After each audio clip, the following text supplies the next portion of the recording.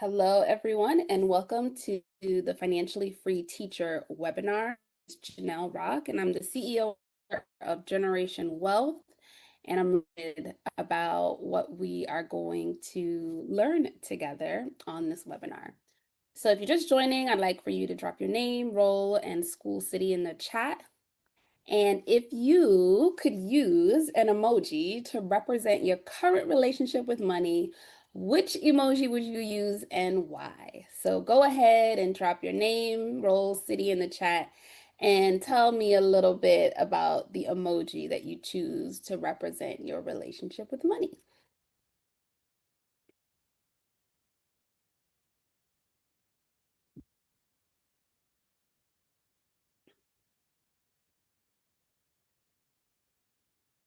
All right, Brianna, welcome.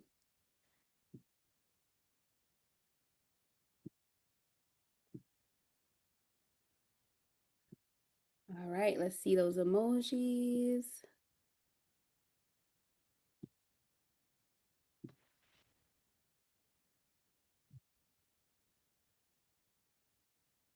Oh, look at that emoji. It's kind of like, maybe a little sad, a little exhausted.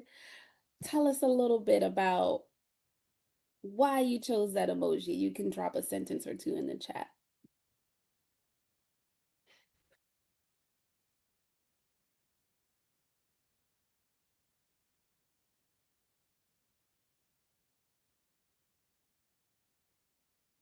All right. I love that happy face because I get excited when I have some. I know that's right. My little cousin came over today, um, and before she left, one of my family members gave her $5, and then I gave her another five, and she's like, "I'm rich." If only $10 is all it took, right? But we also know the potential every dollar has to grow. Dealing with unexpected costs. Yes. Oh my goodness. The life of an adult. We don't know how good we have it when we're kids, when we have all of these unexpected expenses. I totally understand. Um, so let's jump into it and talk a little bit about, how do we get some more of the money in our lives that make us happy when we have it in our hands?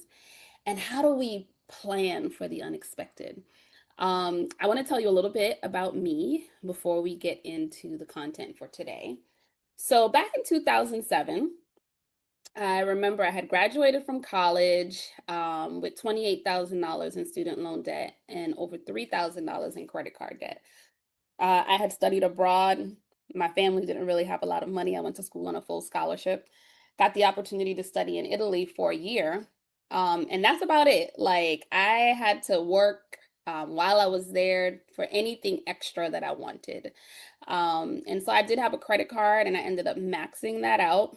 And then I had student loans. So my scholarship was for 3 full years and I had to pay for 1 year. So we paid with loans. So, that was pretty much my story. But if we backtrack to high school, when I was in high school, I read a book called Rich Dad, Poor Dad, and it really challenged my understanding about how people make a living. And when I read that, I was like, man, I would really like to be like Robert Kiyosaki's Rich Dad. Now, I didn't have a Rich Dad mentor in my life, but I knew that it was something that I desired. So in 2006, I started investing in real estate. I was 25 years old. I had been teaching for about 2.5 years. I was teaching first grade at my old elementary school in the classroom where I was a first grader many years ago. And even more interesting and ironic is that my first grade teacher, she was actually still teaching there. And she had an office in the back of my classroom. So I did have very good mentors when I was a teacher. All of my old teachers, almost all of them, were still at that school. So I received a lot of feedback, mentorship as a teacher.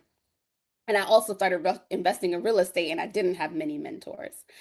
So what's interesting was when I got presented with this opportunity, it was a family member of mine who introduced this idea. He says, "Hey," he was actually my cousin's husband. He says, "Have this opportunity. One of my childhood friends. He's been doing, real estate investing, and he's been doing really well. We should go into business with him." So, first rule, anybody ever tells you about any business or anything and it involves another person, you have to treat a business partner the same way you treat a spouse. You've got to make sure you do your due diligence and learn everything about them, because when things go south, you got to know what you're dealing with. I did not do that. I trusted my family member, and we started buying these properties, right? So by 2006, I had already owned four investment properties, and they were all valued at over $300,000 each.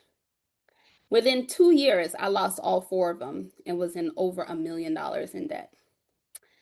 And I remember the friend, we'll call him Marlon, he was nowhere to be found. He disappeared from the scene. I had four properties. My cousin's husband, he had four properties. So together we had eight. And it was a very difficult time. Imagine I'm a teacher earning $40,000 a year. I've got over $1 million in debt. Then I, lose the properties. The banks are calling me. I have no idea how I'm gonna do this. And I remember this was a very difficult time for me because I had also just recently lost my grandmother in 2008. So I remember my mom and I going on a retreat, and one of the speakers at the retreat was a woman who was like a self-made millionaire. And she had herself also, she was in a lot of debt when she was much younger and was able to work her way out of that. So I went and I spoke to her. I told her what I was going through. She says, "Listen," she says, "don't file for bankruptcy. The rest of the country is going through the same thing, and these banks are going to have to answer, these lenders are going to have to answer for why they were giving loans to people who did not have the income to really back this up." So I took her advice. My cousin's husband, he filed for bankruptcy. I didn't. I focused on using the money that I was making as a teacher to pay off my student loan debt and pay off my credit card debt. I didn't pick up the phone when the creditors were calling because I had nothing to tell them. I just focused on what I could. After a while, the call stopped. I finished paying off my student loans and credit card debt. I built up enough courage to check my credit report, and this was in 2012, right? So 4 years later, I built up enough courage. I'm like, let me see if my credit score maybe it's out of the 400. It was real bad. It was really bad. To my surprise, I checked the credit report and my credit score was 712. And all of those properties, they just like fell off of my credit report. To this day, I don't know when it happened within that 4 years, but what I do know is that when we, think about back in 2008, these banks had these loans that were, I mean, all over the country. And the government step in so that we didn't go into a full-on depression. So as these banks were forgiven for these loans that they gave to individuals who did not have the income to really pay that, they also had to not hold people accountable, or not accountable, responsible for those payments. And the good thing, I would say, the banks, they did repossess the property, right? So it's not like they didn't get the asset back and couldn't resell it, which now I look at the address of those four homes and they're now owned by someone else. And so the banks were still able to get that money, some of that money back on their investment. But it was a really difficult time for me because while I was going through it, I didn't know how it was going to end. Okay, so I focused on the student loans, I focused on the credit card debt, and I made a plan and I paid off all of that in 4 years, with some help of some federal student loan aid, right? So I was a teacher in a high need area, so we're going to talk about that if some of you are on the call right now and you may have loan debt. We're going to talk about how you can start to reduce and eliminate that. But I share this story with you because I know what it's like to feel like your back is against the wall. You don't know what to do, where to go, where to turn. And debt really does feel like a burden. I remember that heavy feeling that I had every single day because I didn't know where I was going to get this money, how I was going to get it. And, you know, it was a lesson that I learned through experience. I didn't go to school to get an MBA. Um, but that experience really made me wonder. I'm like, gosh, I started doing this because I knew I wanted to be like Robert Kiyosaki's Rich Dad. I knew I wasn't going to get there on a teacher's salary.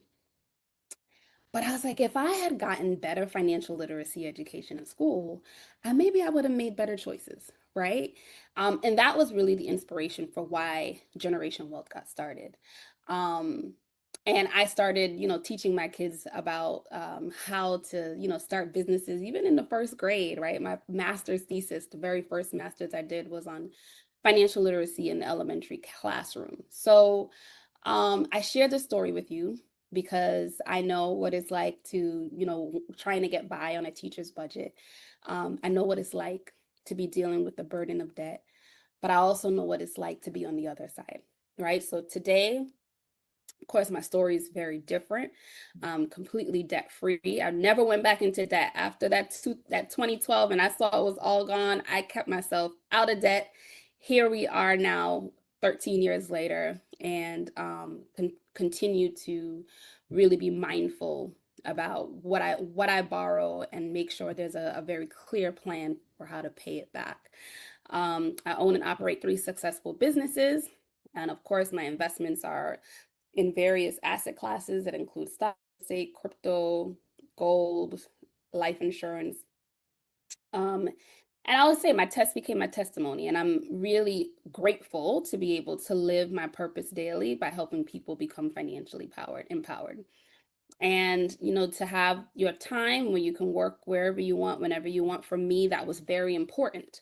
And I think about my values and using those values to decide and design the life that I want to live. I'm like, I want to be able to have flexibility in where I work and when.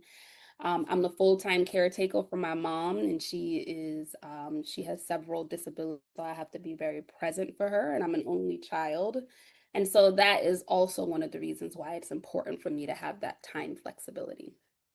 So today, I don't like to say a former teacher because I still believe I'm a teacher. In another sense, I may not be in the same classroom every day, but I am visiting schools and working with students all across all grades, right, from kindergarten all the way to college. So I think I might be able to share some gems, and I want to hear from you too, right? So we're going to learn from each other this evening. So these are the questions that's going to guide our learning today. How does mindset influence how we manage money? How can we eliminate debt so that we can save and invest more for the future? What other financial goals should we be working on while getting out of debt? How do we budget for financial independence? And how can we make our money work hard for us? So let's jump right into it. We're going to watch a video, and then I'm going to just kind of take some of your responses in the chat to these 2 prompts. So describe how toxic thoughts appear in the brain versus healthy thoughts. And what are some things that we can do to change a toxic thought to a healthy thought in our brain? So we're gonna watch a cartoon explainer video that's gonna talk a little bit about what thoughts look like in the brain. And this is actually one of the videos that's part of the middle school and high school curriculum that we have in schools all over New York City. So we're in all 5 boroughs here in New York, and we're in over 100 schools, 10 districts. So as we go through this learning this evening, I'll be pulling some of those pieces because it's so relevant even to us as adults and how we manage and make decisions about money. Welcome to the Financial Independence video series brought to you by Generation Wealth. In this video, we are going to explore what thoughts look like in our brain. Did you know that our thoughts look like trees in our brain? Our brain has the power to change and grow new connections between neurons. This simply means that our brains have the ability to change. Scientists who study the brain named this process neuroplasticity. Neurons are the cells in our brain that communicate with each other to create thoughts, feelings, and actions. When we have healthy thoughts, the neurons in our brain form strong, healthy connections, just like a healthy tree with deep roots and strong branches. Healthy thoughts can make us feel happy, confident, and motivated. They can help us learn new things, make friends, and achieve our goals.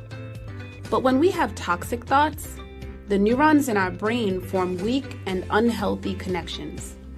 Just like a toxic tree with shallow roots and weak branches. Toxic thoughts can make us feel sad, anxious, and scared. They can make us doubt ourselves, feel alone, and even give up on our dreams. The good news is that we can change our thoughts and grow healthy connections in our brain. We can replace toxic thoughts with healthy thoughts. We can do this by practicing mindfulness, meditation, positive self-talk, and healthy habits. When we grow healthy trees in our brain, we can improve our mental health, boost our confidence, and achieve our full potential. So remember, your thoughts can look like healthy or toxic trees in your brain, and you have the power to choose which ones to grow.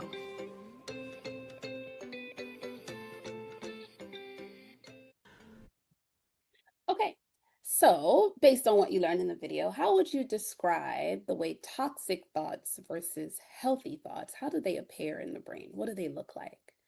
And then what are some things we can do to change a toxic thought to a healthy thought? And you can go ahead and drop your responses in the chat.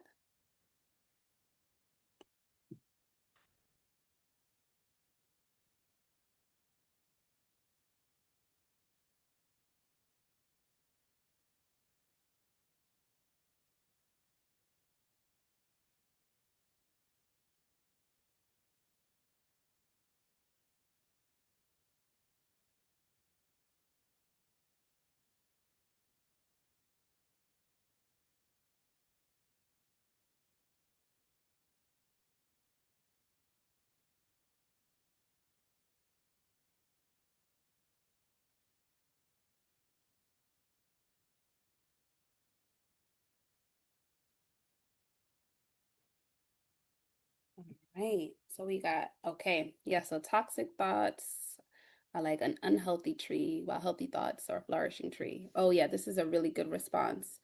And we can change toxic thoughts to healthy thoughts by practicing mindfulness, right? And positive self-talk. We oftentimes refer to those as affirmations. Yes, thank you so much for sharing. So this is actually scientific. This is something that I first discovered through the research of neuroscientist Dr. Carol Leaf. And under a microscope, our thoughts actually, if we have negative thoughts, they look like dying trees. The neurons, they look like trees, like branches. And so when these thoughts are negative, they look like they don't have any healthy connections, right? And then like positive, healthy thoughts, they look like flourishing trees. And this is not just thoughts about money. This is any area of our life, but we're talking about money today. And it's really important that we understand, I think, how our thinking can affect our life. And it's interesting to connect this to the science of our brain and to see that it actually has a physiological effect on our bodies, and that it manifests in our brain, and then it starts to manifest in other parts of our bodies too. The way we speak, sometimes how we feel, right? If you're not thinking right, you might start to not feel so good. So we've got to make sure that we're focused on developing the kinds of thoughts that are going to get us to the place that we want to be financially.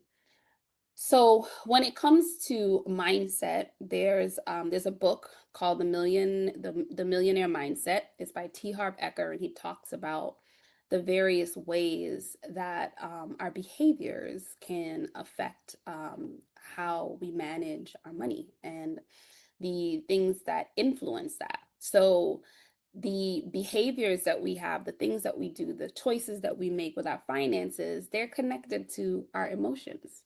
And oftentimes those emotions can be connected to something that we've experienced way in our past. So, sure, there are many strategies that we can use, right, to manage our money. We can use all of these cool tools and budget apps and all of that. But if we don't have a clear understanding of why we make the choices that we make and understand how we're going to course correct, doesn't matter what the tool is, you'll use it for a little while and then you'll stop. And so everything that I'm talking to you about today, I had to do this work. So I remember, when I was thinking about, well, what kind of behaviors, do I have with money? And I used to have money and I would spend it on clothes, right? I'll spend my money on clothes, I pay my bills, and then I'll spend the rest. Um, I didn't really save very much, and I didn't really do the work to think about where these behaviors came from until I read this book and I started to ask myself these really deep questions. And so, the three areas that can experience how you manage your finances and in a negative way is verbal programming, modeling, and specific incidents. So, I remember I grew up with my mom and my grandma. And I remember my grandma, she used to always complain about the lights being on because it would be, the light bill would be going up. This was a while ago when phones still had cords and you had to pay for the phone by the minute. And so I would be on the phone talking to my friends, and then she would come out her room and see me, and she would be so angry because that would be um, heavy. It'd be a lot for her to manage. She had to pay the rent, she paid the phone bill, the light bill. So, you know, very early I got this belief that money is something where you never have enough. There's never enough to take care of the things you need to take care of. Now, my mom, on the other hand, my mom, when she had money, she would go shopping, right? So we would go shopping, we would go out, we would eat. She would maybe see something she really likes, put it on layaway, and then we'll come and get it like a week later. And so I was like, oh, I guess, well, whatever is left over, you need to have fun, like, go shopping. So for me, money was for paying bills, and whatever's left over, you go shopping and have a good time. And that's exactly what I was doing, right? I was doing that, and I didn't realize it until I connected it to experiences that I had as a child. So I wanted to share that with you to model and just kind of help you start to think about, well, what did I notice when I was like younger? What did I hear, right? What did I see my family doing? What did I experience that maybe influences the way I behave with money now? So I just want you to sit with that. A really good book that you can reference to learn more about how to navigate this process is one, The Psychology of Money. It's a really good book, and The Millionaire Mindset by T. Harv Becker. So that's just about mindset. These are some things that you can do to start to really build on and develop the way we think about money. What we see in our mind is real. Thoughts are things. A mentor of mine, he says that to me all the time. Thoughts are things. And if you think about it, they really are. If you look at, any object, right, that might be near you, look at your cell phone. Your cell phone was a thought in someone's mind. I have an iPhone, so maybe not this version of the iPhone, but just think about, the very first iPhone that came out. That was a thought in Steve Jobs' mind. And then he was able to assemble the people and the materials in order to take this thought and to now bring it into this physical space where we can hold it and touch it and see it. So anything that you can see and perceive with your eyes, you also realize that that is something that started as a thought first. And so thoughts are very powerful. Thoughts are things, and we need to make sure that we're mindful about what we're thinking because it influences how we behave, okay? And the choices that we make with money. So reading books, if you don't have time, reading books could be time consuming. Maybe if you commute and you drive back and forth, right? Or even if you take the train, you take public transportation, listening to books, listening to podcasts, listening to YouTube shows. Of course, you want to make sure that you're getting your information from good sources on how to improve your financial situation. This is going to help to change the way you think about money.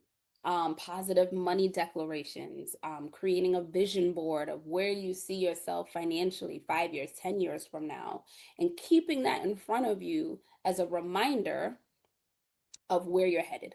Okay. And these are some small things, but let me tell you, like, there's nothing that I'm telling you tonight that I have not done on my own. I still have my vision board that I made actually 12 years ago, and almost everything on that vision board I've accomplished. Including, Generation Wealth was not a business 12 years ago, and now it is. But I have a picture of a child on the vision board, and it says, raise the next kidpreneur, right? So I was thinking about, how to help kids understand how to use money to start their own business or to become financially free. But it didn't exist in the natural 12 years ago, but now it does. So you think about what are the things that you can do to start moving in that direction. Scientifically, it's been proven that it takes not 21 days, but 66 days to tear down a toxic thought and replace it with a healthy thought. And how do you do that? You tear down toxic thoughts and build healthy thoughts by doing these things: reading books, listening to teachings, saying positive money declarations, creating a vision board, keeping the vision in front of you every day for 66 days. And physiologically, you are changing your brain. You're replacing a toxic thought with a healthy thought that looks like this flourishing tree. Okay, so now we're going to move on to debt. And I want you to think about, what's the largest debt that you need to pay off right now? What's something that you owe? I remember for me, the largest debt for me was that $1.3 million, and I had no idea where I was getting that money from. Debt can be a burden. I remember what I felt like waking up in the morning. Um, and it was a really rough time. So I know the feeling um, of having a lot of debt and maybe not really knowing when you'll ever be able to pay it off, right? So if there's a debt that you're dealing with right now, you want to drop it in the chat. Is it student loans? Is it credit cards? Is it a consolidation loan? What is it? Let's put it out here. For me, it was the real estate debt: mortgage, credit cards, and student loans. All right, we got them in the chat. Well, we're going to talk about it, okay? It's great that you're here because we're going to talk about how we can reduce and eliminate the debt, okay? So, let's look at the three most common strategies for debt elimination. So, we have do it yourself, a consolidation loan, and debt negotiation. I have done 1 and 3, do it yourself and debt negotiation. When you do it yourself, you pretty much, you take a look at your debt story and you figure out how you're going to approach this. For me, I remember reading a book that really gave me the strategy to do it myself, and I was actually able to do it and stay out of debt. A consolidation loan is when a bank pays the total amount of your debt, and then you repay the consolidation loan back to the bank with interest. And then debt negotiation is when a debt specialist speaks with the creditors to get the debt that you owe reduced by a fraction of its cost. I did debt negotiation very early in my 20s, and it was I didn't know better, right? So, it was a really bad, it was bad for my credit report. For 7 years, it showed up that I had went through debt negotiation. I wasn't necessarily in a position to buy a house or buy a car or make one of those big purchases where they're checking your credit, but my credit did take a hit for several years because of that. So let's see when it makes sense to do one over the other. So it doesn't matter whether you have negative cash flow, good credit, bad credit, or if you need to borrow money. Doing it yourself, you can do at any time, no matter what your situation is. When it comes to a consolidation loan, in order for you to qualify for a consolidation loan, you have to have at least average credit, okay? Maybe like 620 credit score to qualify for a consolidation loan. Um, the good thing about a consolidation loan is if you know you're going to need to borrow money within 7 years, maybe for a home, for a car, um, for any big purchase, then you will still be able to do that as long as you make the payments on the loan on time. When you go through negotiation, debt negotiation is really for those who have bad credit and they have negative cash flow. That's when it will make sense.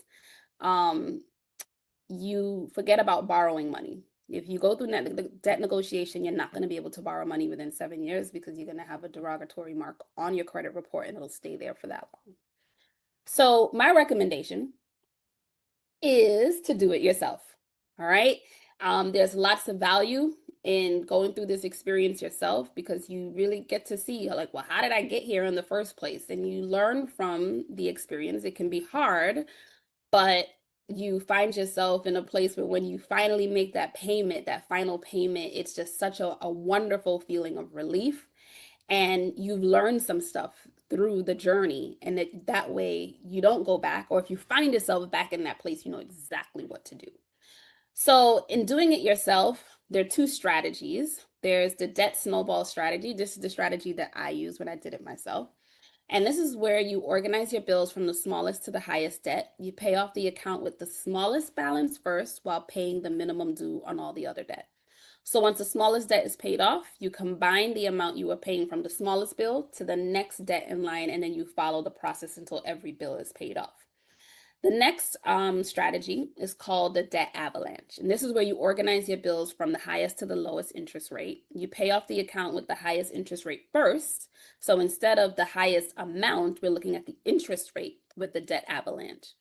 And while you pay off the one with the highest interest rate, you pay the minimum due on the other debt. And then once the debt with the highest interest rate is paid off, you combine that amount that you were paying from that bill to the next debt in line. And then you follow this process until every bill is paid off.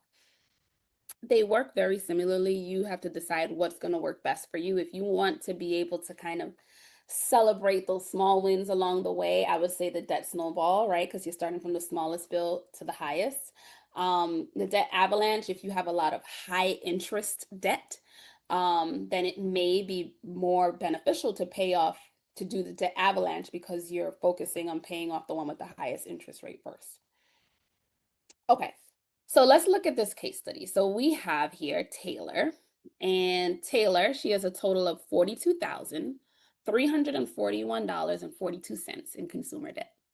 She's committed to getting out of debt so that she can start saving and investing towards financial independence. She has $2,000 saved for emergencies. Yay, Taylor. So she's a surprise is not going to catch her by surprise. She's at least prepared for an emergency. And she has picked up a second job so she can add an extra $500 towards her monthly minimum payments. She can use either the debt snowball or the debt avalanche method. So let's work together to help her organize her debt for each strategy. So here's a snapshot of Taylor's debt. Okay, she's got a JetBlue MasterCard, a Chase Sapphire Visa, an American Express card, and she's got that Sallie Mae student loan. How many of you guys have at least one of these cards in your wallet? I know we've got some student loans here. I know I got a JetBlue card because I travel a lot. But I pay my bill off every month. But we're going to help Taylor get there. We're going to help see how can Taylor use the debt snowball or the debt avalanche to eliminate her debt. So here's a snapshot of her debt. So what we want to do now is I want to ask you using the debt snowball strategy, right? So the debt snowball, we are looking for the debt with the smallest balance. We're going to focus, so Taylor's going to focus on paying that off first, and then she's going to pay the minimum on all the others. And then when she finishes paying the one with the smallest debt, she's going to go to the second smallest and then keep going until she gets to the highest. So how would you organize her payment plan based on this information? Which debt should she start with, which should be first, which should be second, which should be third, and which should be fourth, using the debt snowball.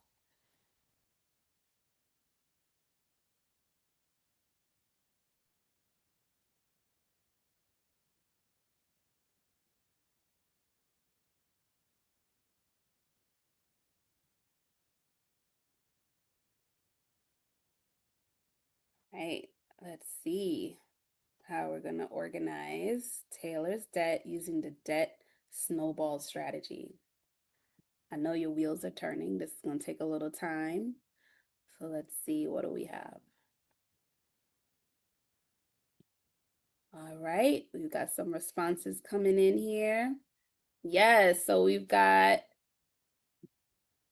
the JetBlue MasterCard first, right? Because the balance on that card is $3,102.44. Then we've got another, okay, yes. So then we've got the MasterCard. We've got the American Express Blue, so the JetBlue MasterCard. Then we've got the American Express at $5,000, 5,000 and change. Then the Chase Sapphire Visa, and then the Sally Mae loan. So if she was using the debt snowball strategy, that's how she would organize her debt. Okay. Okay. So now let's see, how would the debt be organized if she were to use the debt avalanche strategy?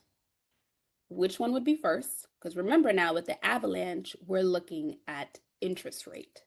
So the highest interest rate to the lowest. Okay. So the highest interest rate, yep, that Chase Sapphire Visa, 20.99%. Oh my goodness. Right? So that would be the first one that she would pay off. Then she would go to the MasterCard. Then she would do the American Express at 15%. And then finally the Sally Mae loan at 5.99%. Okay. So this is how she would organize how she's going to pay her debt. So this is a really important, even just going through this process, right, of looking at all the debt that you have and sitting and saying, okay, if I'm going to do either one of these strategies, let me sit down and organize how I'm going to a payoff strategy. And like I said, you choose which one you think is going to work best for you. But the most important thing is whenever you choose whatever strategy you choose, you want to be able to stick with it. Okay. All right. Now, for those of us who's got student loans, there are some things you can do if you have really the options are minimal if you have private loans. Okay, private loans, those are loans that are given through private lenders, banks, and such, private banks. And so there isn't much wiggle room for forgiveness. You may be able to, consolidate those loans into a loan that has a lower interest rate. But if you have federal loans, there are some forgiveness programs out there. So the Public Service Loan Forgiveness Program, I actually used that when I was a teacher. So I worked in a public school in a high needs area, and I was able to use this to significantly reduce my student loan debt. So this is something, if you think, okay, maybe after school, or if you're working right now and you are working in a high needs area, you may not have even known that this program exists, that you can actually apply for this, and that you'll be able to get your loan forgiven over time. So the repayment plan for your loan under the PSLF program, it is designed based on what your income is, right? So it's an income driven repayment plan. And then you make 120 payments, and then whatever is left after that, it's forgiven. So the program that I was in, I didn't actually have the balance forgiven. I had a certain amount forgiven every year. And then after, I think it was like 5 or 6 years, all of it could have been forgiven, but then I switched to a different area of education that did not qualify as a high need area. So about half of my student and I paid the other half. Then there's the teacher loan forgiveness for teachers in low income schools for 5 consecutive years. You are able to have up to $17,500 forgiven on any subsidized or unsubsidized loans. Okay. And then the Perkins loans cancellation, that's up to 100% cancellation for full-time teachers in eligible schools. So whoever said it doesn't pay to be a teacher, that's a lie because there's lots of programs available for specifically for teachers to help reduce and eventually eliminate your student loan debt. Okay. All right. So, what other financial goals should we be working on while getting out of debt? Well, you want to build up at least $3,000 of emergency funds, generate more money to pay down your debt faster. So, remember in that case study with Taylor, she took on a second job and used the extra money to pay down her debt because she wanted to accelerate how fast she can get rid of the debt. And then, of course, like we talked about, developing your wealth mindset. Now, you've got to be prepared for an emergency. In that example with Taylor, she had, I think it was like $2,000 put aside for an emergency. When you're getting out of debt, you can't really focus on building an emergency fund of 6 to 9 months. Okay, that's the recommended, having 6 to 9 months of emergency funds. But that's not the goal when you're getting out of debt. When you're getting out of debt, you want to have enough money to cover an emergency, a small emergency. Maybe, okay, you lost your job, that's where that 6 to 9 months. But in this case, you want to have, let's say you have an issue with your car, the transmission breaks down, you need a new refrigerator, or the boiler breaks in your house. You want to be able to pay as much of that emergency with the cash that you have on hand. Okay, so $3,000 in these times of inflation, it used to be 1,000, not anymore. We need at least I would say $2,000 to $3,000 put aside to help pay for any emergency that may comes up, because it's going to happen, right? It's this is life. It's not a matter of if an emergency is going to come up, is when. And when it does happen, we want to be prepared. Then the next thing, you want to generate more money to pay down debt faster and accelerate funding your investments. So create and sell an online course. You can sell themed student activities. You can create a subscription-based online community. Becoming a licensed notary, selling goods online, participating in the shared economy like Uber, Lyft, Grubhub. These are some ideas of how you can generate more money. If you wanted to take on a second job, you could do that. Remember, you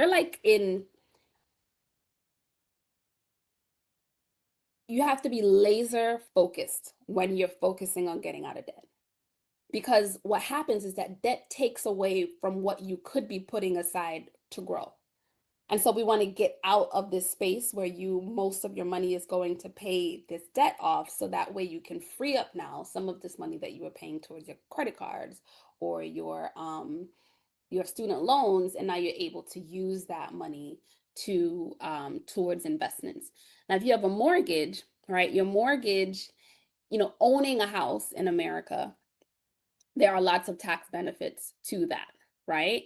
But you also, it's probably your biggest expense, your mortgage. And I'm not sure, where many of you are. Maybe if you're 10 years in or 15 years in, your mortgage is probably like the last big debt that you pay off. So I would say focus on your high interest debt, your credit cards, your student loans. Even, if you have federal loans, the interest may not be as high. If you have private student loans, those have higher interest rates. Eliminate those, and then you can invest and have a mortgage. But I wouldn't say to be actively investing while you have credit card debt and while you have student loan debt.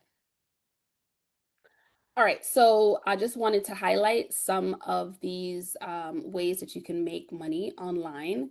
You may be familiar with Teachers Pay Teachers, where you can sell themed student activities and you can actually put it in the space where teachers are going and they're looking for resources and willing to pay a fee for resources that they may not have time to create. So this is a great space for you to look at to see, hey, maybe, I have this activity I've been using in my classroom for like 5 years. Let me see if I, put it on here, and it could be a resource to help another teacher who may not have time to create those kinds of resources. You can create and sell online courses and services. So Udemy and Fiverr are great platforms. You want to take whatever skills and resources that you have, and you want to put it on a platform where there's already customers. Okay. So you don't need to go and build your own website and offer your course on your own website when you can do it on Udemy. You don't have to, give out cards and post up stuff on, lamp posts that you're able to create graphics. You don't have to do that. You can post that. You can post your skills on Fiverr. I actually just hired somebody on Fiverr to create some videos for a new curriculum that I'm creating. He happens to be in Pakistan. He's done some work for me before. He did really great work, and so I've hired him again. I would have never been able to find him if it wasn't for this platform. So these are two resources I highly recommend if you have a skill that you can monetize, or if you have a course that you can offer. Check out these two platforms. You can create a subscription-based community. Now, I actually met a teacher about 3 weeks ago at a conference, a financial literacy conference. And I took a screenshot of his website because he just gathers resources from educators all over the country, and he has them on his website, and teachers that are interested, they pay a subscription to access the resources. I mean, he has like guest speakers and classes and all kinds of things. And he's a classroom teacher, but he's created another stream of income with his subscription-based online community. If you're looking for a platform to host your community, your online community, Mighty Networks is a really good network to use. You can anyone who is part of your community, they can access it on their desktop as well as their mobile phone. So this takes time to build. This is not going to generate money quickly to pay your credit card bills or your pay off any of your debt. It's going to take time to build. But once you are able to get that client base, it can be quite lucrative. Okay, so finally, the last thing as we're thinking about things you should be doing while getting out of debt is, of course, becoming back to the mindset, right? So we're reading, we're listening to books, you're applying these principles to your life.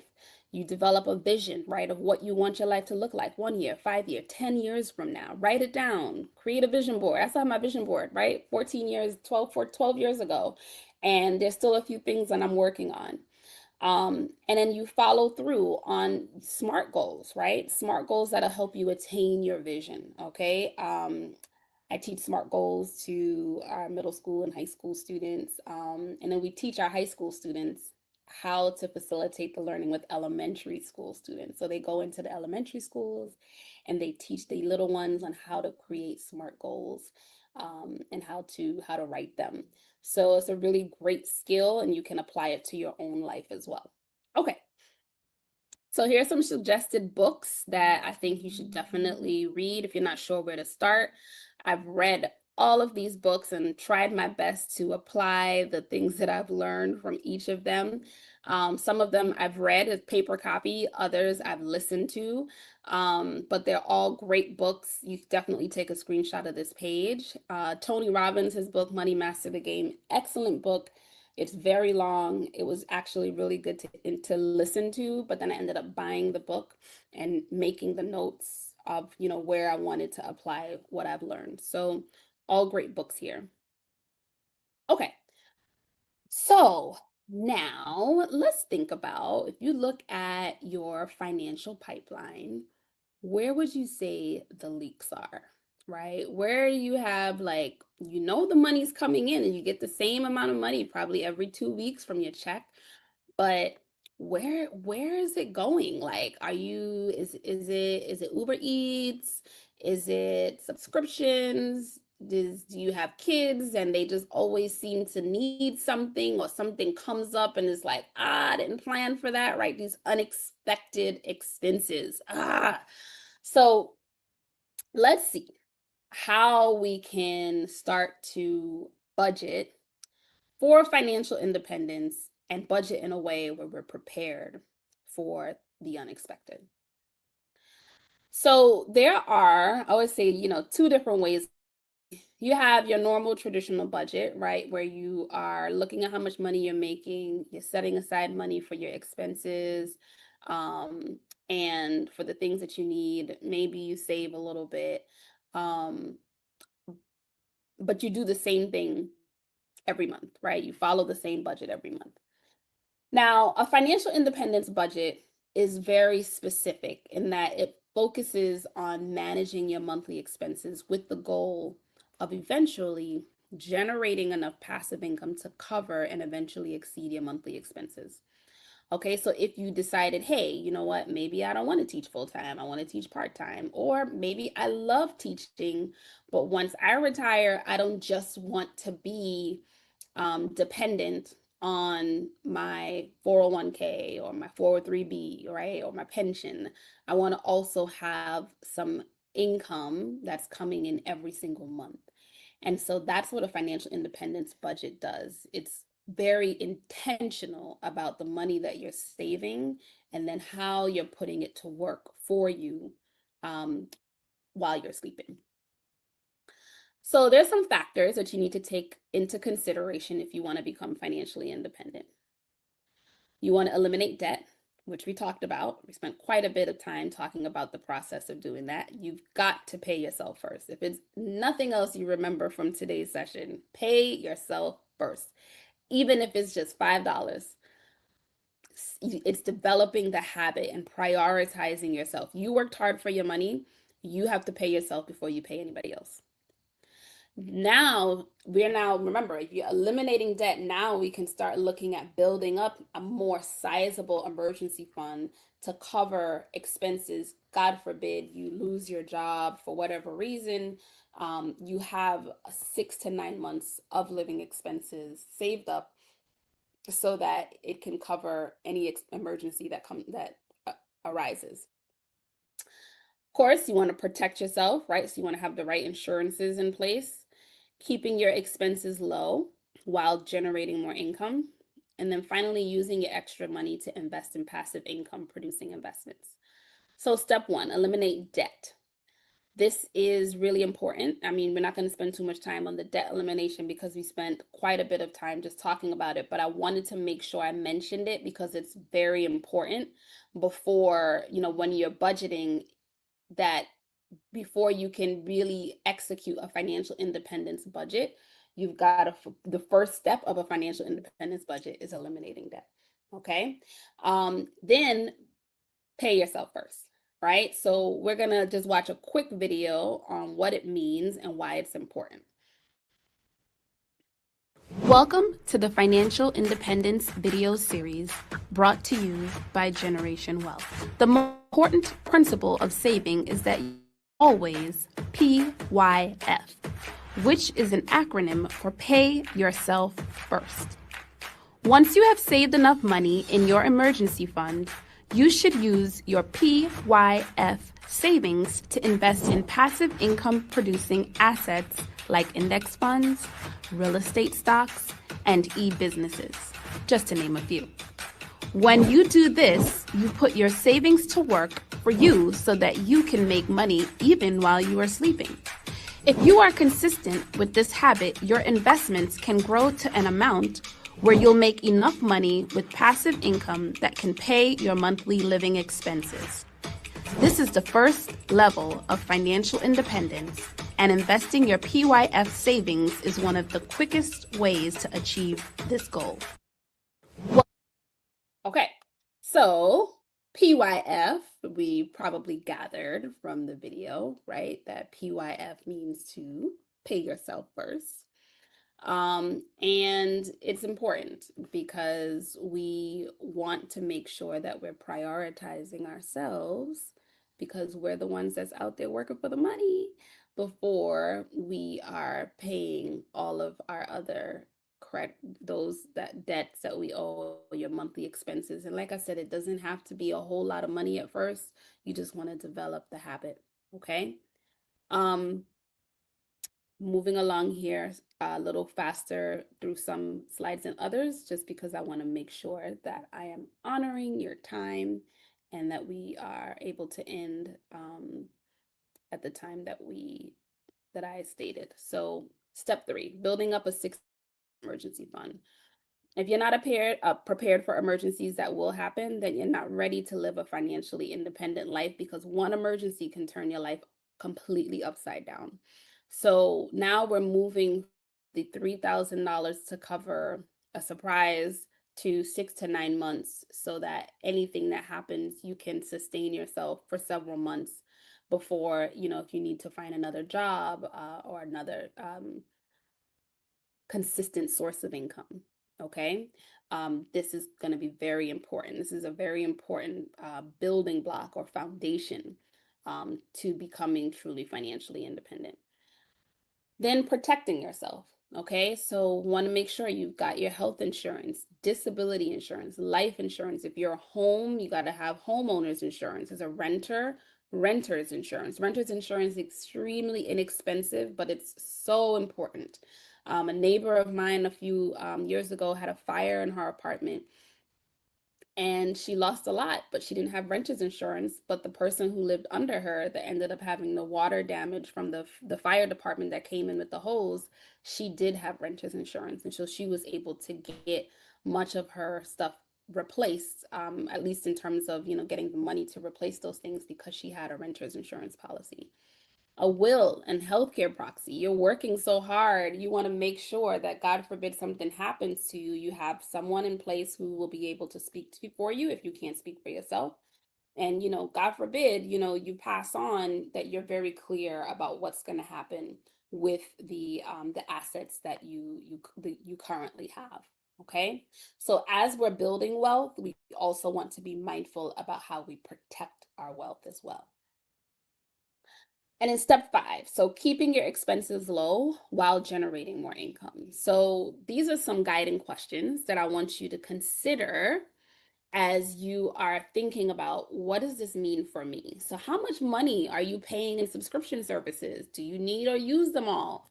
Um, I don't know how much TV you watch. I don't know how many apps you use that have a subscription, but they add up, right? 3.99 here, 2.99 here, 5.99 there. And before you know it, you're paying $50 a month in subscriptions. You multiply that by 12.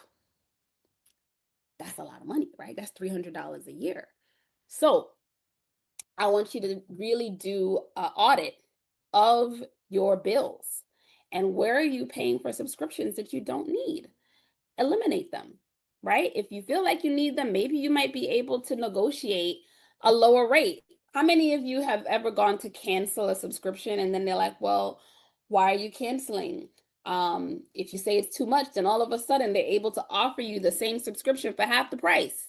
Have you ever seen that? I know I've seen that happened with, I remember I had an Audible subscription, and I'm like, you know what? I'm not even using these credits. I'm not listening to the books fast enough, because I actually do read paper books too.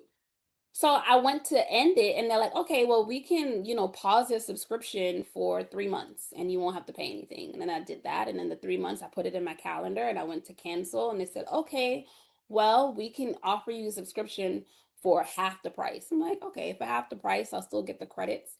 And then a few months later, I decided it doesn't matter what they're going to offer me. I'm going to end the subscription, because I just don't have the time to listen as fast as I'm getting the credits. So now, you know what I do?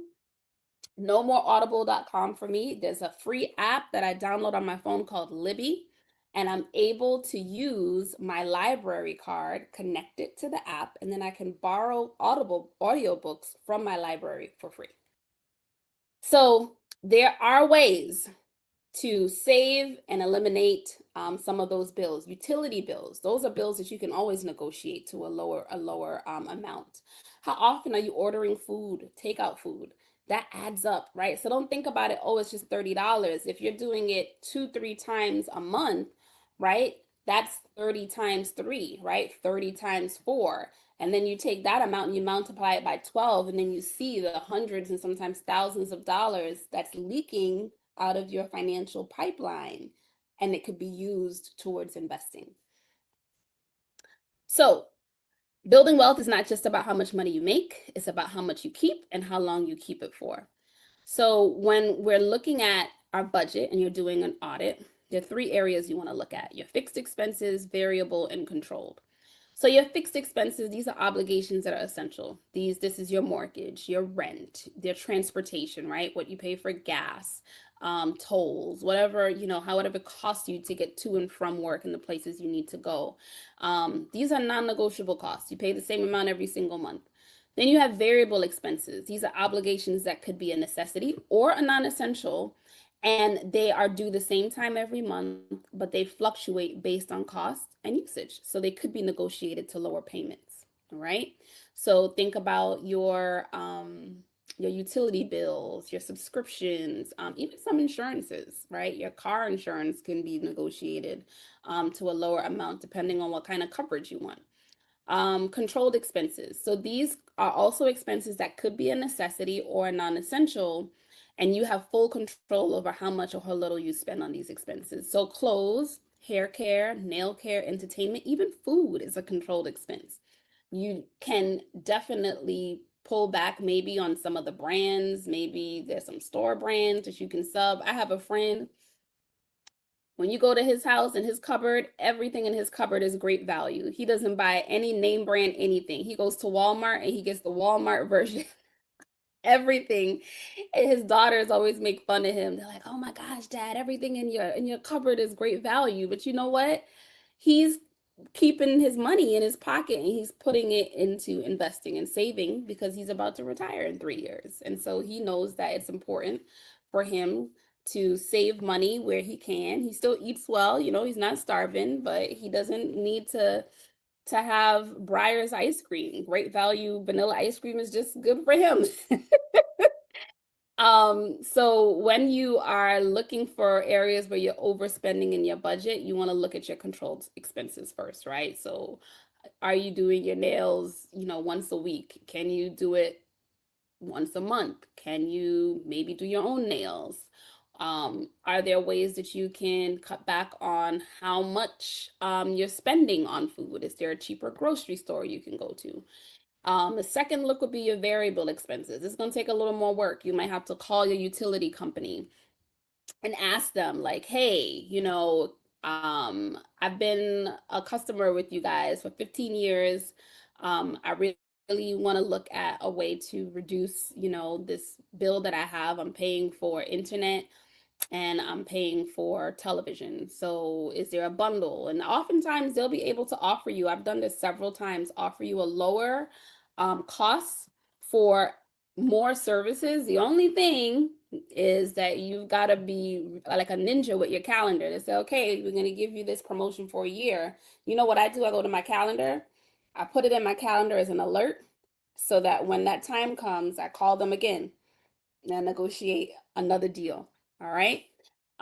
It's harder for you to find any extra money in your fixed expenses unless you're like looking to sell your house and downsize to, a smaller living quarters, or if you're moving from, a 3 bedroom apartment to a 2 bedroom, or moving to a different city or a different state where the cost of living may be less. So those are big changes, lifestyle changes. And so fixed expenses, there's not a lot of wiggle room, but that doesn't mean that it can't be reduced. But just wanted you to think about where you should look first as you're thinking about how you might be overspending in your budget. All right.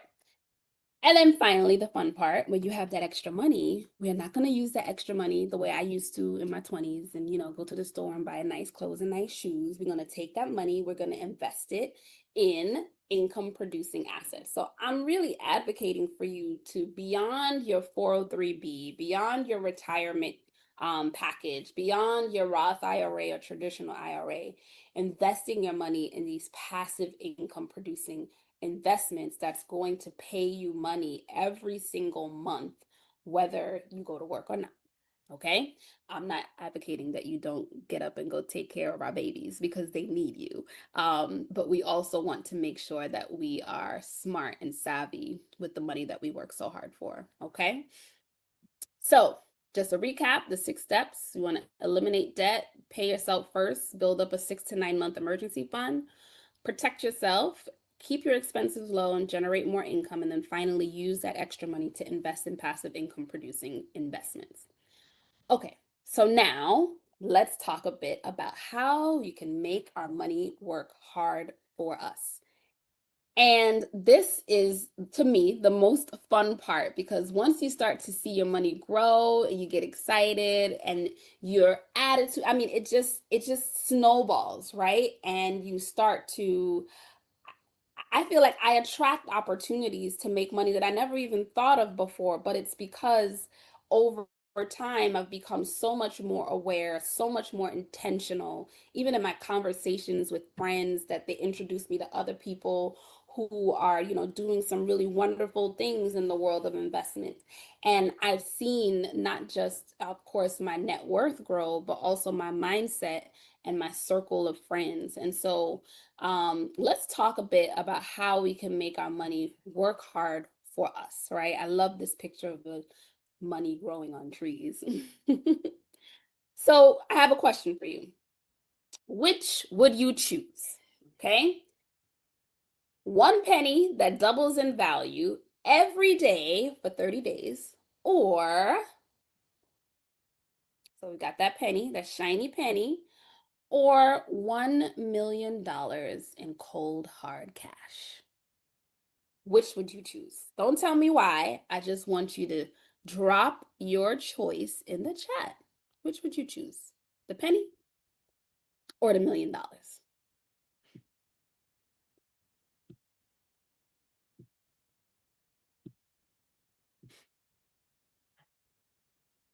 Ooh, all right. We got some pennies here. All right. So let's see this video. Now I wasn't sure if I wanted to show this video, but I just love the lesson here. And I know for me, as a learner, stories stick.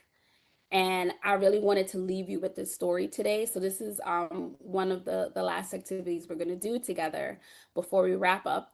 And then we're going to come back and we're going to talk about this choice. Okay. So the name of the story is The Choice, and it's an excerpt from a book called The Slight Edge by Jeff Olson. Okay. All right. Let's listen. And it's a little lengthy. It's about a almost 10 minutes. Okay. But it's worth it. The Choice. A wealthy man, nearing the end of his days, summoned his twin sons to his bedside. Before he died, he told them he wanted to pass on to them the opportunity to experience the richness of life he had enjoyed for his many years on earth. "If I could do so, I would give you both the world," he told his boys. "But this is not possible, for even I do not own the entire world and everything in it. But there are 3 treasures I've had good fortune to experience in my life, and it is my fondest wish, my dying wish, that you would both have these 3 treasures. The first gift is easy to give and never runs out. I have been giving it to you both since you were born, and will die in peace knowing that you both already have it in abundance. The second gift is easy to give, but not always easy to have. For some, it never runs out, while for others, it constantly runs out. This gift I give you now, but whether or not you keep it will be up to you. The third gift is impossible to give, but can only be gained. I have been showing it to you both your entire lives, but cannot say whether or not you have gained it. This gift I cannot give you, but I can give you an opportunity to see it one last time before I die." The boys both wept to hear their father speak of his approaching death, but he smiled and bade them hush with a wave of his hand. "I see your grief, but in that grief you may be happy, for it is evidence of the first gift, which you have in abundance. Do you know what the first gift is?" The 2 boys dried their tears and furrowed their brows in deep thought. Easy to give, but it never runs out. Suddenly, the first boy clapped his hands and said, "Love! The first gift is love." The father smiled. The boy was right. "And the second gift?" he asked them. They again became quiet with thought. Easy to give, but not always easy to have. The second boy looked up with a start. Money! Is the second gift money? It was indeed. For some, it never runs out, while for others, it constantly runs out. And the third? Impossible to give, can only be gained. This time, both boys remained buried in thought. Neither could come up with an answer. The father smiled again, a little sadly this time. He lifted a beautiful lacquer box from the bedside table onto his lap, opened it, and looked inside. I offer you both a choice. He beckoned the boys to move closer. 1 month from today, you both will turn 21. I will no longer be with you, for my life has run its course. On that day, 31 days from now, I will be well on my way to the next world, and the two of you will set off to make your way in this one. Yet I do not wish to set foot on this journey empty-handed. My last gift to you on the day of your departure will be a purse to finance your adventures. What goes into each purse is your choice. He reached both hands inside the box and then held them out to the boys.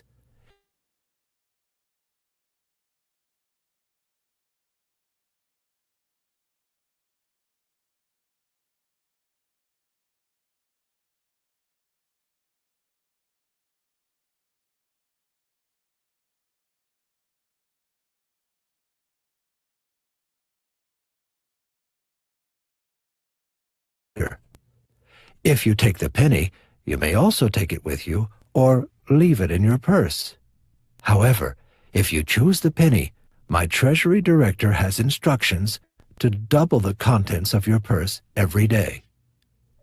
He took out another lacquer box, identical to the first, opened it, and took out another stack of $1,000 bills and another penny. Here is 1 million. Here is 1 penny. Each of you have the same choice to make. Whatever you do not take, I will return to my treasury to add to my estate. Now, go, rest, and think. Tomorrow morning, come back and tell me your choice. All night, the first boy lay in bed thinking, what should I do? Which should I take? What is the lesson? The second boy lay awake too, but he asked himself different questions. He had made his decision before his father had finished the sentence.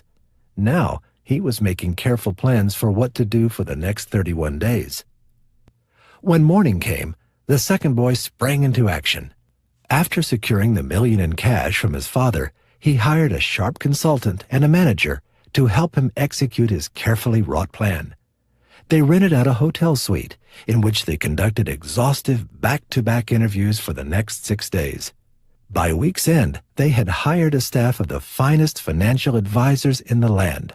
The boys' new crackerjack money man team spent the second week in intensive round-the-clock brainstorming sessions, drafting proposal after proposal, seeking the smartest, most cost-effective investment and leveraging strategies, both long-term and short-term, to help the wealthy man's son turn his million into a genuine fortune.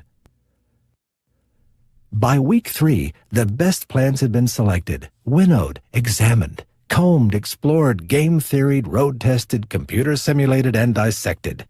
With all their I's dotted and their T's crossed, the boys' advisors were locked and loaded and ready to rumble. Off they went into the battlefields of commerce and speculation. The boy spent the next few days keeping in close contact with his far-flung financial team by telephone. But by midweek, it seemed clear that things were well in hand and he was not needed. He decided to pay a visit to his brother, whom he had not seen since breakfast on the morning after that long and sleepless night. When he arrived at their home, he was shocked to hear his brother's account of the past few weeks. After that excited breakfast, the first boy had also paid a visit to his father. But without explaining why, he announced that he had made the second choice. He had taken the penny, left it in the purse, then returned to his room and began reading from one of his favorite books. The second day, he visited again and was allowed to peek into the purse. The shiny new penny had been joined by a companion. On the third day, he found 4 pennies. On the fourth, there were 8. And on the fifth, 16. Then 32. By the end of the week, just as his brother's ace financial team was assembling in the beautiful hotel suite for the first time, he had amassed a nest egg of 64 cents. By the end of week 2, with nearly half the month gone, his piles of pennies had swelled to just shy of $90. $81.92 to be exact. Now, a few days into the third week, the purse's contents had grown a bit more. He now had a sum of $655.36, he proudly pointed out, easily enough to sustain him on the road for a full week. "But you poor sap," his brother cried on hearing his story. "I can't believe you went for the penny. It's not too late. Visit our father. See if he will relent and give you your own million. Or if he insists in prorating the amount, then even just half the million. It's better than scrabbling by on a few paltry hundred. And if he refuses, you've got me to help. I can't stand the idea of you venturing out into the world with scarcely enough to feed yourself for a week." But the brother seemed unperturbed and wouldn't hear of it. Toward the end of week 4, the second boy's top advisors brought him some worrisome news. The markets, it seemed, had gone a bit soft, taken a bit of a tumble, actually. The team had acted quickly and salvaged what they could, but their earlier rosy projections would most certainly need to be revised downward. The boy thanked them for their vigilance and waited, fretting and anxious. At the close of the week, the team brought mixed news. Some investments had performed quite well, others had suffered. All in all, the boy had made a modest gain. Starting with his $1 million in cash, his team had succeeded in parlaying that into nearly $1.5 million. Unfortunately, his expenses, including their commissions, tax, bills for the hotel suite, broker fees, and the rest, came to just over $500,000. The boy had ended the month with just a bit less than he started. In a panic, he rushed to see his brother, to see how he had fared with his $655.36, only to receive yet another shock. On day 28, his brother's purse of pennies had passed the $1 million mark. On day 29, the $2.5 million mark. Yesterday, on day 30, it doubled to more than $5 million. The boy who chose the penny had discovered the extraordinary power that some have called the eighth wonder of the world, the remarkable creative force of compound interest. And today, the boy who chose the penny was worth more than $10 million. This son gained the third gift. The first gift, easy to give and which never runs out, is love. The second gift, easy to give but not always easy to have, which never runs out for some and is always running out for others, is money. The third gift, which cannot be given but can only be gained, is wisdom.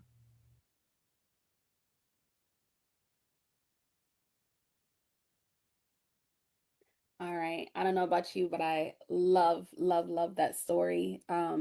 It's a reminder of the magic of patience, right? And waiting, and wisdom. You know, wisdom is the key to lasting wealth.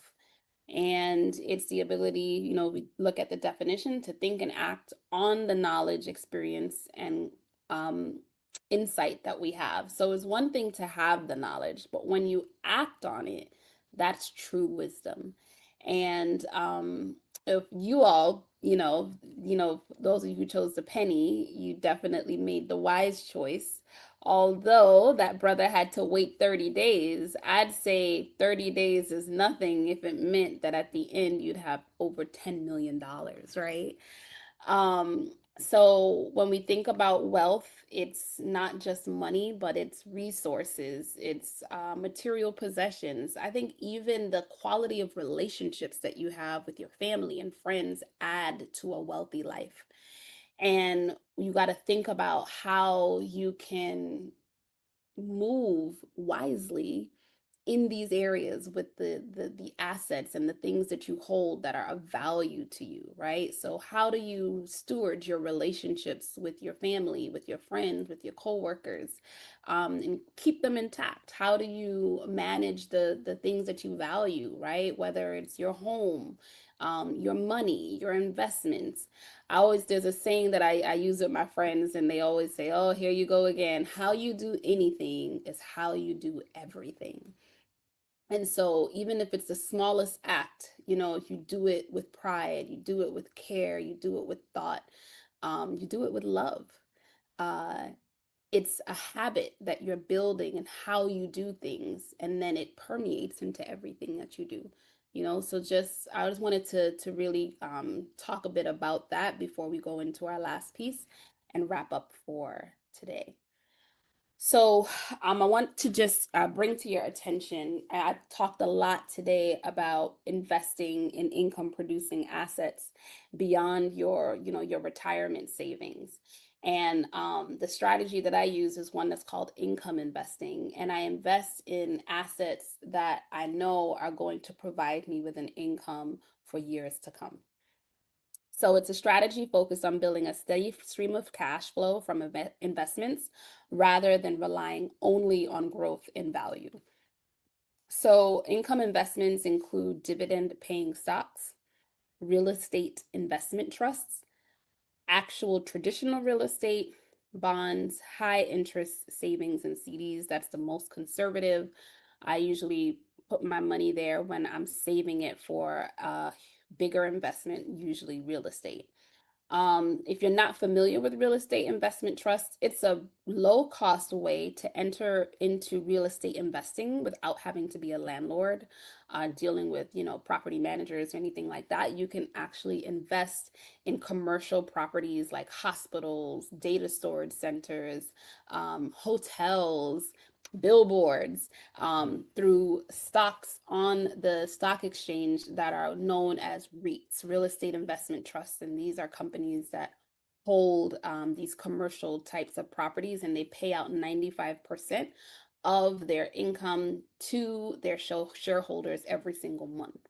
So you can invest in real estate for as little as $50 in the stock market, and you are able to, every real estate investment trust, they pay dividends because the whole point is to be able to collect a monthly income from your holdings. So real estate, of course, that's one of the oldest ways to collect passive income. Bonds, a lot more conservative, but you do have bonds, you hold them for a while and then you're able to collect money from that. And then high yield savings accounts and CDs. So we do a lot of work with teachers and with families and also with students on step by step on how to actually start investing in these various types of assets. But the very first thing you got to do, you got to open a brokerage account. So if that's the one thing you do today, you go ahead, you open a brokerage account. It doesn't matter who. These are some very well-known brokerage firms: E-Trade, Charles Schwab, Fidelity. You make a list of the products that you enjoy using in your daily life that you'd be interested to invest in, right? Do you drink Coca-Cola? Do you stop by McDonald's for coffee in the morning or Starbucks? What kind of technology do you use? Do you have an iPhone or do you have an Android? Make a list of those products. And that will be where you start, because most of these products we use every day, they're actually Fortune 500 companies. These are companies that are, in the S&P 500. And so that's where you start your research, but that's not where it ends. And then you start to use the stock app on your phone to do a watch list. Now, if you want to learn more about this process, we actually teach this to our kids through our curriculum, which I'm going to talk to you about a little bit. If you met me at a conference, most likely I gave you one of the student handbooks. And so we teach kids all like 8 steps to start investing in the stock market. And so we outline that for them, and they go on, they open their brokerage accounts, they're researching stocks, they're buying stocks, holding them, investing in them for the long term. So if you liked today's session and you're thinking, oh my gosh, I love this, I would love to have a session like this at my school, and we come out and we do work with teachers. So we do professional development for teachers. I call this kind of like the cross between professional and personal development, right? So it'll happen during your professional time, but it helps you develop as a person so that you can be a more effective teacher. Imagine not having to worry about finances, understanding how to manage finances better. And so we do these kinds of sessions, workshops with teachers at schools, and we also do it on district level as well. So the professional learning experience for teachers, some of the things you walk away with is strategies on how to develop your mindset, how to turn your intellect into income through side gigs, how to research stocks. So today I just shared like the tip of the iceberg, right? But we're going to actually get into it. So I'm going to show you, how do you research these stocks? How do you find these real estate investment trusts to start generating reliable passive income streams? And then you get lots of resources and tools to support your debt elimination and wealth building journey. If I met you at a conference and you got one of our student handbooks, we actually have one for adults. And so that's the picture of the one there on the right. And so usually when schools sign up to have this workshop for their teachers, it includes the book for each teacher. And so it has everything that's in the student handbook and some. So if this is a series that you're like, I want you to come to my school, definitely tell your principal, your administrator, your superintendent about today's session, and they can share my information, and they can set up a call so that we can figure out how we can bring all of this financial literacy goodness to your school for the teachers.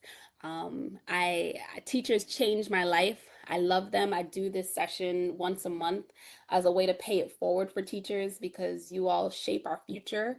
You're always working with our babies and helping them become better people, because they're the ones that's going to be taking care of me when I'm an old woman.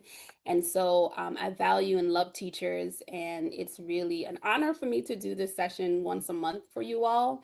But if you love what you heard and what you learned today, please share it with your school so that we can come in and we can do this on a larger scale. We also have a curriculum for students. You have a middle school and a high school curriculum. And that curriculum is digital, it's accessible all the time. And then we have, of course, our student handbooks that go with that. It's being used right now in New York City in over 100 schools across all 5 boroughs. And so it's definitely a great resource. I mean, the kids, the testimonials, we have, so many wonderful young people that have gone through our program, and they've made some amazing strides in their financial future because of what they've experienced with generational wealth. So I'm going to show this last video, and then that'll be it for this evening. At Generation Wealth, we believe in empowering the leaders of tomorrow by providing essential financial education right where it matters the most. In schools, our school-based services include on-site and virtual learning for teachers, parents, and students. Our comprehensive programs are designed to equip learners with the knowledge and skills they need to navigate the world of finances confidently. Generation Wealth offers standards-aligned digital curricula that can be accessed from any desktop or mobile device. Our financial independence curricula are tailored to suit different age groups, ensuring that students receive age-appropriate lessons on manifesting, making, managing, and multiplying their money. And that's not all. Complementing our school-based services is the Generation Wealth Financial Independence Handbook. This invaluable resource is the perfect guide for students. It provides an interactive learning experience with videos and authentic opportunities for students to apply their learning. This handbook can be paired with the digital curriculum in schools, or students can use it on their own at home. From setting financial goals to understanding credit scores, this handbook is a roadmap to financial success. It's not just a book, it's a tool that empowers students to take control of their financial futures. Generation Wealth, building a foundation for a lifetime of financial success. Visit our website at generationwealth.org to learn more about how to bring our school-based services to your school or district. Because when it comes to financial education, we're not just teaching, we're transforming lives.